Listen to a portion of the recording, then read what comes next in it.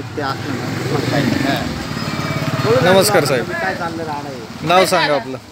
मनोज काशीनाथ कांबळे. बर, कशा करता आलीत आपण? मराठा सर्वेसाठी. बर बर, कुठं आहेत आपण कामाला?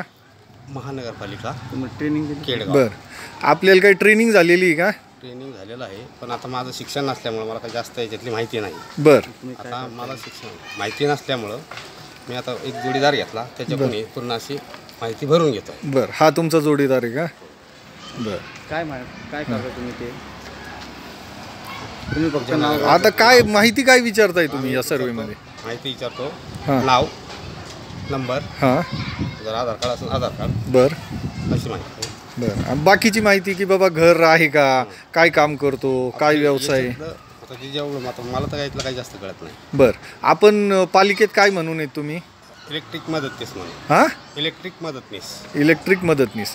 आणि या सर्वेची काही तुम्हाला ट्रेनिंग देण्यात आली का? ट्रेनिंग घ्यायली आहे, पण त्याच्यात आपल्याला काही एवढा अनुभव नाही त्याच्यामध्ये, शिक्षण पात्रता नसल्यामुळे. बर, मोबाईल चालत होते. तुम्हाला मोबाईल आहे, आता हे सगळा सर्वे जो आहे तो मोबाईलवर आहे. मोबाईल तुम्हाला मोबाईल हाताळता येतो का? नाही. नाही हाताळता.